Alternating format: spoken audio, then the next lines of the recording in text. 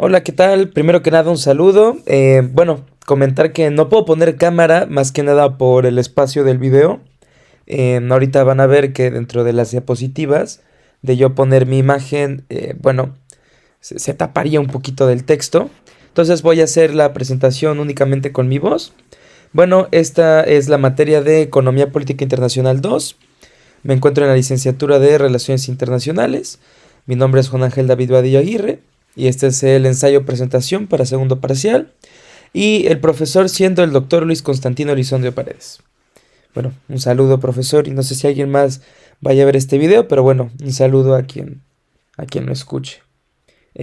Pasamos a la siguiente diapositiva. Bueno, es importante mencionar que esta presentación se va a tratar acerca de el TEMEC y el proceso de integración económica que éste llevó a cabo. Bueno, primero que nada es importante entender cuál es la conceptualización de integración económica de acuerdo a Bela Balazs. Bueno, según Bela Balazs, la integración económica es un proceso y un estado de cosas mediante el cual diferentes economías nacionales eliminan progresivamente las barreras a los intercambios comerciales y a la movilidad de factores productivos.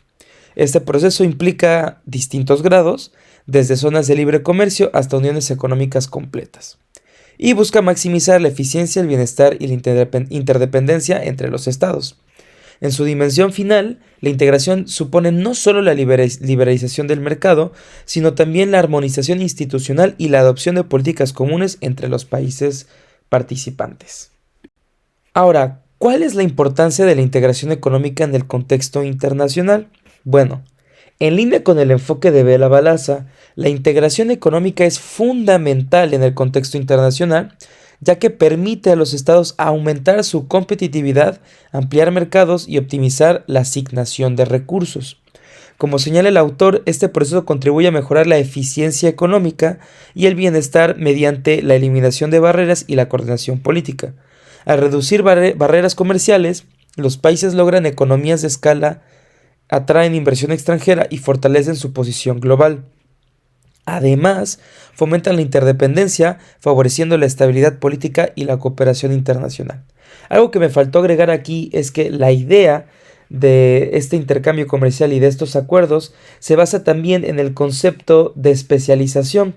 La especialización sugiere que no todos los actores de un mismo entorno económico tienen la misma eficiencia para la producción del mismo producto.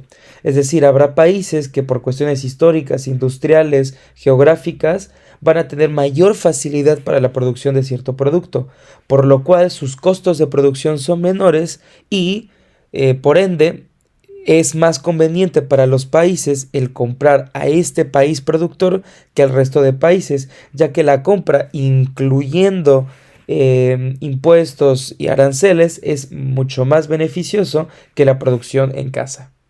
Ahora, ¿cuáles son los niveles de integración de acuerdo a Bela Balazs? Desde la perspectiva teórica de Bela Balazs, los niveles de integración económica representan etapas progresivas de profundización entre estados.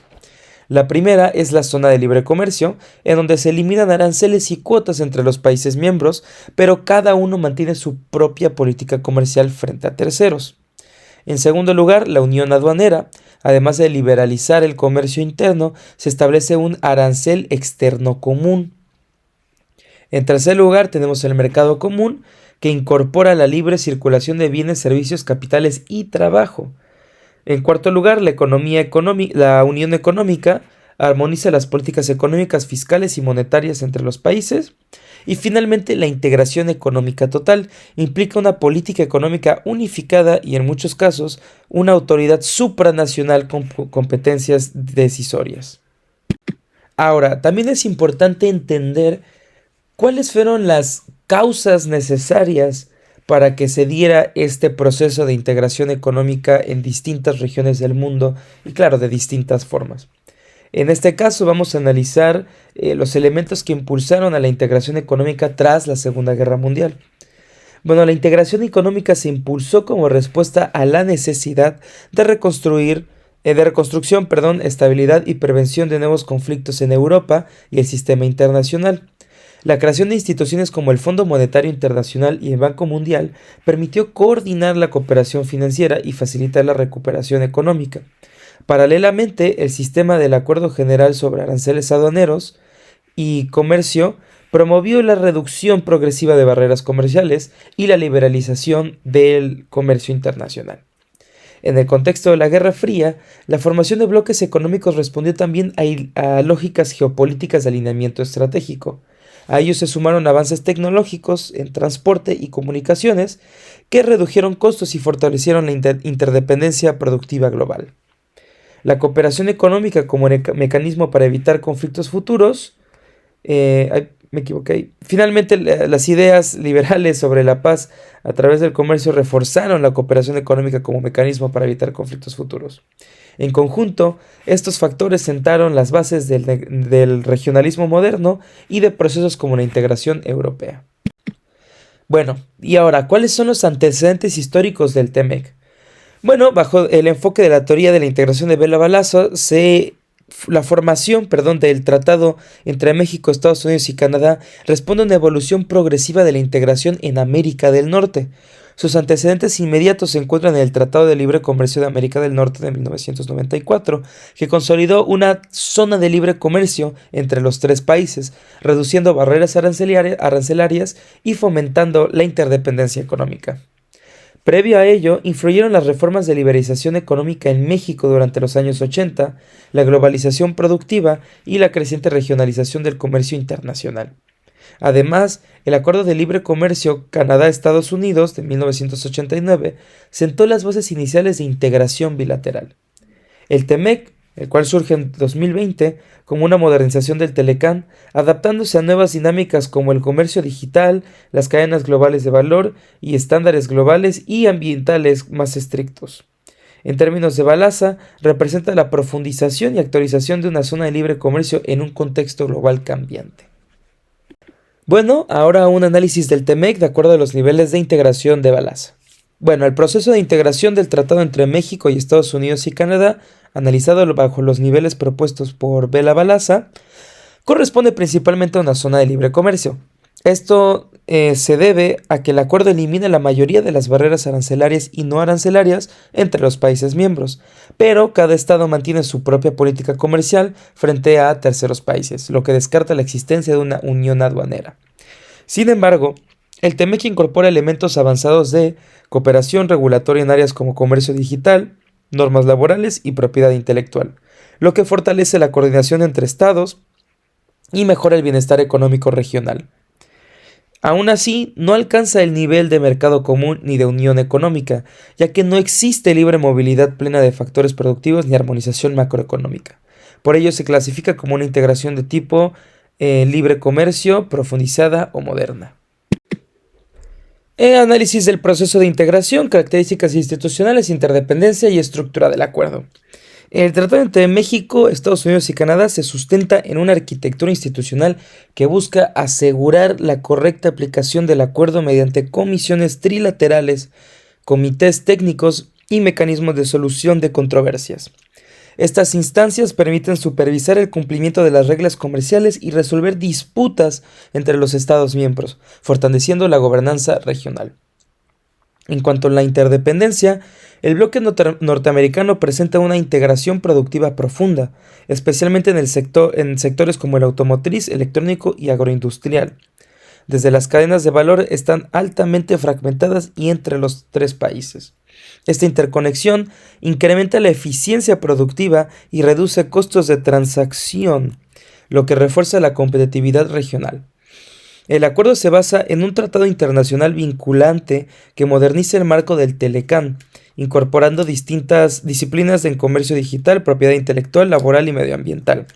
Desde la perspectiva de Bela Balazs, este tipo de integración refleja una profundización en una zona de libre comercio hacia un esquema más complejo de cooperación regulatoria, aunque sin alcanzar una unión económica plena. Ahora, ¿cuáles fueron los beneficios de integración del TEMEC? El tratado entre México, Estados Unidos y Canadá ha generado importantes beneficios para los países miembros, destacando el crecimiento del comercio intrarregional, la expansión de los mercados y el fortalecimiento de la competitividad. La eliminación de barreras comerciales ha facilitado el aumento de los flujos de bienes y servicios, consolidando a América del Norte como una de las regiones más integradas del mundo. Asimismo, el acuerdo ha contribuido a la atracción de inversión extranjera directa al fortalecer mayor certidumbre jurídica y reglas claras para el comercio internacional. Esto ha permitido la expansión de cadenas de valor, especialmente en sectores manufactureros y tecnológicos, incrementando la eficiencia productiva y la especialización regional. Desde la perspectiva de Balasa, estos resultados reflejan uno de los objetivos centrales de la integración económica, la mejora del bienestar y la eficiencia mediante la liberalización del comercio y la cooperación entre estados. Ahora, ¿cuáles han sido los desafíos y costos del proceso de integración del TEMEC? El tratado entre México, Estados Unidos y Canadá también presenta diversos desafíos y costos asociados al proceso de integración económica. Uno de los principales es la persistencia de asimetrías económicas entre los países miembros, especialmente entre Estados Unidos y México, lo que puede generar beneficios desiguales y concentrar las ganancias del comercio en economías más competitivas. Asimismo, la mayor interdependencia puede implicar una reducción relativa del margen de autonomía de los estados en la formulación de políticas económicas, particularmente en áreas reguladas por el acuerdo, lo que suele interpretarse como una limitación parcial sobre la soberanía económica nacional. Desde el enfoque teórico de Bela Balasa, también pueden presentarse fenómenos como la desviación de comercio, donde las preferencias regionales sustituyen importaciones más eficientes provenientes de terceros países por comercio intrabloque. Finalmente, estos costos evidencian que la integración económica no solo genera beneficios, sino también tensiones distributivas y ajustes estructurales en las economías participantes. Ahora, ¿cuál es mi reflexión personal sobre el proceso de integración? Bueno, para mí los procesos de integración, considero, no deben estudiarse ni entenderse únicamente como una decisión consciente de beneficio mutuo. Si bien estos generan una relación económica más estrecha y prometen crecimiento, la realidad es que, como en todo, esto beneficia a ciertos grupos por encima de otros. En México, la relación con este proceso ha sido complicada y ha enfrentado miles de opositores con justas razones. La búsqueda de una eficiencia económica, es decir, la eliminación de fricciones en la producción, requiere de ignorar el factor humano. Hoy día, México ha pasado por grandes crisis resultado de esta integración, como lo ha sido la minería en manos de compañías canadienses, las cuales han contaminado el suelo con ácidos corrosivos, el abandono de los campesinos mexicanos y la economía agrícola, y por supuesto, un tema muy próximo a nosotros, la pérdida total de la soberanía sobre los mantos acuíferos del sur de México en manos de Coca-Cola. Sin embargo, también reconozco que en una lógica de consumismo, la integración económica representa una gran ventaja, ya que en cuanto a precios y oferta, favorece tanto al consumidor como al productor industrializado. Muy importante decir esto. Por ello, es difícil emitir un juicio completo y polar sobre el resultado de estos procesos. Personalmente considero que son necesarios, pero riesgosos en cuanto a su forma de integrarse. Ahora, mi análisis crítico del TEMEC. Bueno, el TEMEC, como continuación del Telecán, es un tema muy complicado, sobre todo cuando recordamos la historia violenta a la que dio origen el Telecán en el 94. En México, sobre todo los productores locales han enfrentado una competencia imposible de superar, lo que los ha llevado al abandono de sus labores por incapacidad de generar ganancias.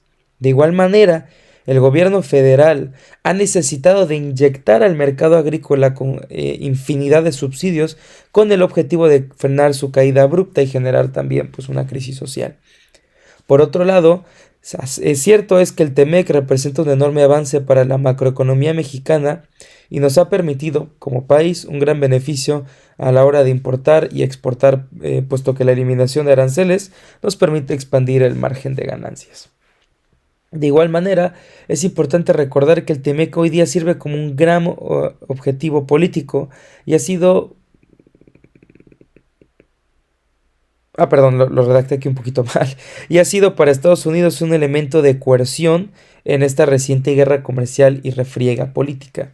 Hoy Estados Unidos nos amenaza con desaparecer el tratado y además establecer nuevas barreras arancelarias que, junto con los demás aranceles, terminarían de destruir el sistema de comercio internacional semi-neoliberal en el cual hoy vivimos. he mencionado en trabajos anteriores que el proyecto de una economía neoliberal globalizada ya está sepultado, ya murió. Estados Unidos lo mató, irónicamente. Y pues esta caída del TEMEC es uno de los mejores ejemplos. Ya no hay la intención de una economía integrada a nivel global. Más bien vamos a enfrentarnos a regionalizaciones.